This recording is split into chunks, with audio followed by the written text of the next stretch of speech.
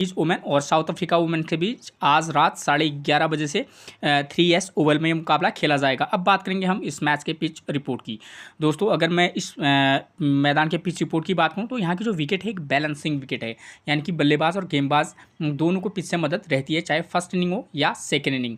अगर मैं बात करूँ यहाँ पर स्कोरिंग की तो यहाँ पर बल्लेबाजी के लिए अच्छी कंडीशन है, चाहे फर्स्ट इनिंग हो या सेकेंड इनिंग हो, ठीक ठाक कंडीशन, मतलब औसत कंडीशन है। ठीक है, बल्लेबाजी के लिए ठीक ठाक अच्छी कंडीशन है फर्स्ट इनिंग में भी और सेकेंड इनिंग में भी। लेकिन यहाँ पर फर्स्ट इनिंग में बल्लेबाजी के लिए अच्छी कंडीशन रहती है और सेकेंड इनिंग में थोड़ा सा दिक्कत रहती है। ठीक है, यहाँ पर आप बल्लेबाजी में क्या कर सकते हैं, मिडिल ऑर्डर के जो प्लेयर हैं उन पर विशेष फोकस करके चल सकते हैं। ठीक है, और ऐसे मैदान जहाँ पर बैलेंसिंग विकेट रहता है वहाँ पर हमारे लिए ऑलराउंडर प्लेयर जो होते हैं हमेशा से की प्लेयर रहते हैं। ठीक, अगर बात करें गेंदबाजी सेक्शन की तो यहाँ पर औसतन 6 से 8 विकेट पर इनिंग गिरते हैं, मतलब औसतन 6 से 8 विकेट आपको गिरते हुए नजर आ जाएंगे। ठीक है, तो आप बॉलर का सिलेक्शन उस प्रकार से करना। यहाँ पर पेसर और स्पिनर की बात करूँ तो पेसर को भी विकेट मिलते हैं, लेकिन स्पिनर थोड़ा सा ज़्यादा इंपॉर्टेंट रोल प्ले करेंगे फर्स्ट इनिंग में भी और सेकेंड इनिंग में भी। ठीक, एक टिप्स जो मैं आपको हमेशा देता हूँ, अगर आपको समय पर पिच रिपोर्ट नहीं मिल पाती है तो कप्तान टॉस जीतने के बाद क्या कर रहा है, पहले बैटिंग कर रहा है या बॉलिंग कर रहा है, आप उसके डिसीजन को अपना आधार बनाकर भी टीम में प्लेयर का सिलेक्शन कर सकते हैं। ठीक है, अगर कप्तान टॉस जीतने के बाद पहले बैटिंग करता है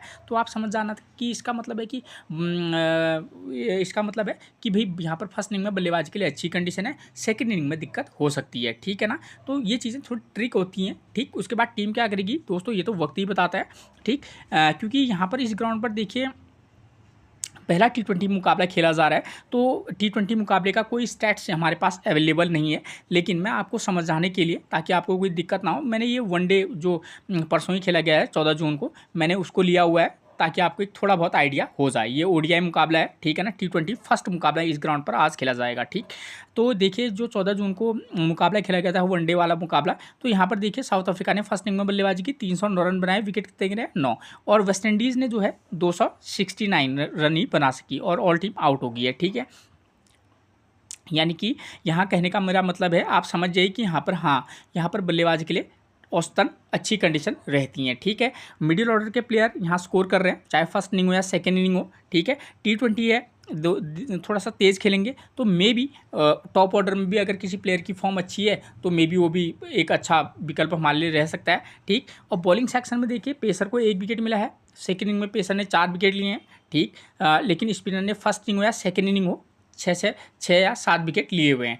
तो हम क्या करेंगे, अब मुकाबला तो ऐसा नहीं होगा, ये T20 मुकाबला है, वो ODI मुकाबला था, तो आप ऐसा नहीं कह सकते कि भाई इसमें पेसर विकेट नहीं लेंगे, लेकिन हाँ आप बैलेंसिंग बनाकर भी चल सकते हैं। ठीक है, क्योंकि मुकाबले किस प्रकार के होते हैं, ठीक है, या तो हाई स्कोरिंग होता है या लो स्कोरिंग होता है। हाई स्कोरिंग में भी क्या होता है, देखिए जैसे फर्स्ट इनिंग में जो टीम बल्लेबाजी करेगी वो हाई स्कोर बनाती है, सेकेंड इनिंग में जो टीम स्कोर करती है वो, मान लीजिए कि फर्स्ट इनिंग में टीम ने 180 का स्कोर किया है, 160 170 का स्कोर किया, सेकंड इनिंग में टीम क्या कर सकती है 160 का स्कोर कर सकती है। ठीक है, यानी कि 10-15 रन से मुकाबला आ सकती है या चेज कर लेगी, दो ही कंडीशन रहती हैं। ठीक, और लो स्कोरिंग वाले में ऐसा हो सकता है कि कोई टीम फर्स्ट इनिंग में लो स्कोर करे, आसानी से चेज हो जाए।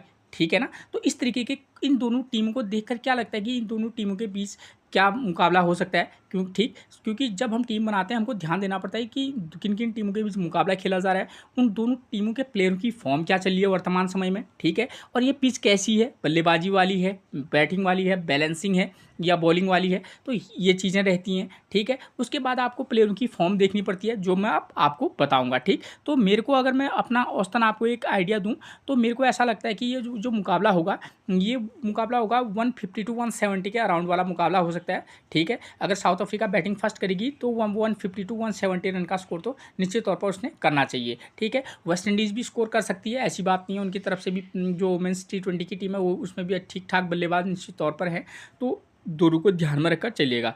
अगर मैं एक टीम बनाकर आपको बताऊं जो कि यहाँ पर थोड़ा सा पॉसिबल उतना होगा नहीं, लेकिन एक आइडिया मान के चलिए आप, तो मैं ये मान के चल रहा हूँ कि अगर टीम 180 का स्कोर बनाए, ठीक है, 180 जो टीम फर्स्ट इनिंग में बल्लेबाजी कर रही है, मैं ये मान के चला हूँ 150 to 180 का स्कोर बनाती है, चाहे अगर वेस्ट इंडीज़ खेले या साउथ अफ्रीका खेलेगी तो उनकी बैटिंग लाइनअप अच्छी है, तो मे बी वो 170 180 का रन स्कोर कर सकते हैं। ठीक, वेस्ट इंडीज़ को थोड़ा बहुत दिक्कत हो सकती है। तो जो भी टीम खेलेगी आप ये मान के चलिएगा कि वो टीम 150 टू 170 का स्कोर बना के चलेगी, ठीक। और फर्स्ट इनिंग में हमको मालूम होना चाहिए कि यहाँ पर पावर प्ले में 1 से 2 विकेट जा सकते हैं, ठीक हो गया, फर्स्ट इनिंग में भी हो या सेकेंड इनिंग में। और हमारे लिए स्पिनर ज़्यादा इंपॉर्टेंट रोल प्ले करेंगे, तो उसको बेस पर आप टीम बना के चलना, ठीक है। तो अब मैं प्ले उनकी डायरेक्ट फॉर्म की बात करूँ तो वेस्ट इंडीज़ की तरफ से देखिए, वेस्ट इंडीज़ की तरफ से देखिए 2 ही कंडीशन वाली टीम बनाना, या तो जो टीम बैटिंग फर्स्ट करेगी वो टीम हाई स्कोर बनाएगी, सेकेंड इनिंग वाली टीम मान लो कि 160 करे, और दूसरी इनिंग में जो टीम बल्लेबाजी करे वो 140 में टीम आउट हो जाए, या 130 120 में भी ऑल आउट हो सकती है, या चेज कर लेगी। तो इन चीज़ों को ध्यान में रखकर टीम बनाना, ठीक। बॉलिंग सेक्शन में कब हार रही है, कब जीत रही है, कब किस तरीके से, आपको क्या लगता है कि ऐसा भी हो सकता है, मतलब इन दोनों टीमों के बीच कैसा कैसा मुकाबला है, उसके बेस पर आप टीम में बॉलर का सिलेक्शन भी करना, इसलिए मैंने आपको वनडे मुकाबला समझाया, ठीक है। अब देखिए वेस्ट इंडीज़ की तरफ से हाइली मैथ्यूज़ की बात करूँ तो यहाँ पर देखिए इनका करंट में फॉर्म देखिए 8 run 1 wicket, 56 run 2 wicket, 40 run 1 wicket और 48 रन 2 विकेट। जैसे ये विकेट है ओपनिंग पे आती हैं, ठीक है ना, वेस्ट इंडीज़ की तरफ से ओपनिंग करती हैं, ठीक। आप ऐसे प्लेयर को मिस नहीं कर सकते। उसका एक रीज़न है क्योंकि ये ऑफ स्पिन गेंदबाजी कराती हैं और स्पिनर को पिच से मदद है। अगर बल्लेबाजी में ना चली, क्योंकि सेकंड इनिंग में थोड़ा टफ भी है थोड़ा सा बल्लेबाजी करना, अगर नहीं भी चली तो गेंदबाज से हमको पॉइंट देंगी। क्विना जोसेफ की बात करूँ, लेफ्ट आर्म ऑर्थोडॉक्स गेंदबाजी करती हैं, लेफ्ट हैंड बल्लेबाजी करते हैं, करंट का फॉर्म भी इनका अच्छा है। ये 2 प्लेयर हमारे लिए इंपॉर्टेंट रह सकते हैं जब ये दोनों बैटिंग फर्स्ट करें।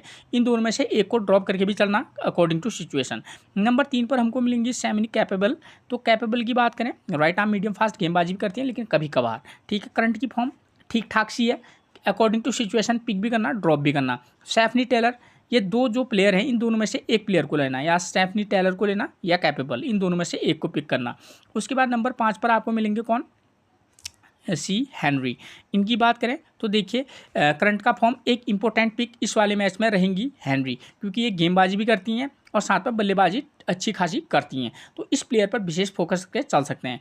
उसके बाद ग्रीमंड की बात करें, राइट हैंड बल्लेबाज हैं, ठीक है, ठीक ठाक सी बल्लेबाज हैं, उतनी कोई खास है नहीं। उसके बाद नंबर 7 पर मिलेंगे आपको ए एलाइने। तो right arm medium fast right hand बल्लेबाजी करती हैं, ठीक है। क्योंकि यहाँ पर क्या है, सेकेंड इनिंग में जो है ज़्यादा विकेट गिर रहे हैं, तो उस कंडीशन में हमारे लिए ये प्लेयर की प्लेयर रह सकती है, बस इससे ज़्यादा नहीं। क्योंकि पेसर को पिच से बहुत ज़्यादा मदद नहीं है, तो पेसर को आप सिलेक्शन तभी करना जब वो बॉलिंग सेकेंड इनिंग में कराए, ठीक है। वहाँ पर थोड़ा पेसर ज़्यादा विकेट ले रहे हैं, ठीक। नंबर 8 पर मिलेंगी हमको जेदा जेम्स, लेफ्ट आर्म ऑर्थोडॉक्स गेंदबाजी करती हैं, ठीक है। करंट का फॉर्म इनका थोड़ा सा बेकार चल रहा है, लेकिन हाँ आप अगर रिस्क लेंगे तो ले सकते हैं इस प्लेयर पर। करंट की फॉर्म बेकार है, वरना औसतन ये एक अच्छी प्लेयर हैं, ठीक।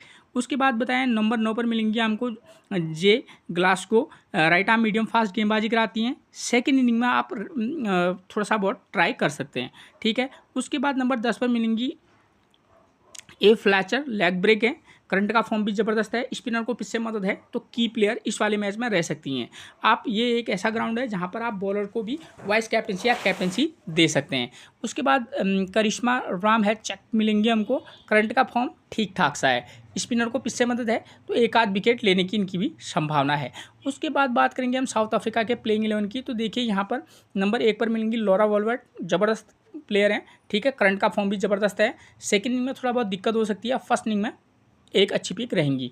उसके बाद टी ब्रिट्स की बात करें, करंट का फॉर्म लाजवाब है, दोनों प्लेयर ज़बरदस्त हैं, लेकिन किसी मैच में तो अगर दोनों की प्लेयरों की फॉर्म अच्छी है, दोनों को पिक करना, किसी मैच में एक को तो ड्रॉप करके जरूर चलिएगा। नंबर 3 पर हमको मिलेंगी कौन, Marizanne Kapp, right arm medium fast important pick रहेंगी, वाइस कैप्टनसी भी ट्राई कर सकते हैं। सुनील लुस की बात करूँ, लेग स्पिन और साथ में बल्लेबाज भी अच्छी हैं, तो साउथ अफ्रीका के जो टॉप 4 प्लेयर हैं वो तो ज़बरदस्त हैं, ठीक है। उसके बाद नंबर 5 पर मिलेंगी सी ट्रायन, लेफ्ट आर्म ऑर्थोडॉक्स और राइट हैंड बल्लेबाजी हैं, ठीक है। सेकेंड इनिंग में इंपॉर्टेंट रह सकती हैं, ठीक है। इस प्लेयर को भी आप मिस नहीं कर सकते। जैसी इनकी जो टॉप 5 है, ठीक है, तो इनके प्लेयर ज़बरदस्त हैं साउथ अफ्रीका वुमेंस के। तो टॉप 5 टॉप 6 जो इनके प्लेयर हैं, आप इनको अकॉर्डिंग टू सिचुएशन पिक और ड्रॉप करके चलना, और मैं ये नहीं कह सकता कि ये प्लेयर ख़राब है, ठीक है, और इनकी फॉर्म ज़बरदस्त है। एंडी क्लर्क की बात करूँ, एक अच्छी ऑप्शन हो सकती हैं अगर राइट आर्म मीडियम फास्ट गेंदबाजी कराती हैं, सेकेंड इनिंग में गेंदबाजी कराएं या फर्स्ट इनिंग में गेंदबाजी कराएं, ये प्लेयर भी हमारे लिए की प्लेयर रहेंगी, ठीक है। अब इनके प्लेयरों की फॉर्म ही अच्छी है, ठीक है ना। उसके बाद नंबर 7 पर मिलेंगी हमको एंड्रे डार्किन्सन, ठीक है। तो आप टीम 2-3 टीम बनाएंगे तो अलग इनको पिक भी करना, ड्रॉप करके भी चलना। करंट की फॉर्म एनी डायरेक्शन की भी ज़बरदस्त है। उसके बाद नंबर 8 पर हमको मिलेंगे कौन, शिनालो जाफ्ता, विकेट कीपर बल्लेबाज है, ठीक है, नंबर 8 के प्लेयर हैं तो वहाँ पर उतना कोई मैटर नहीं करता। नंबर 9 पर मिलेंगे हमको क्या, ए हुलबी, राइट आर्म मीडियम फास्ट हैं, ठीक, 1 विकेट 3 विकेट, ठीक ठाक इसकी डिसेंट फॉर्म है। उसके बाद खाका की बात करें तो खाका का जो है फॉर्म उतना कोई खास है नहीं, ठीक है, लेकिन प्लेयर अच्छी हैं। उसके बाद एन मालबा की बात करूँ, करंट का फॉर्म ज़बरदस्त है, स्पिनर है, लेफ्ट आर्म ऑर्थोडॉक्स और ज़बरदस्त स्पिनर है। और करंट में यहाँ पर क्या है कि स्पिनर को पीछे मदद है तो एक इंपॉर्टेंट पिक रहेंगी, ठीक। तो ये थी मैच से रिलेटेड वो जानकारी जिसके बेस पर आप एक बेहतरीन टीम बनाकर चल सकते हैं, ठीक हो गया। फिर मिलेंगे हम आपसे एक और प्रेडिक्शन के साथ, तब तक के लिए आप सभी को मेरा प्रणाम दोस्तों।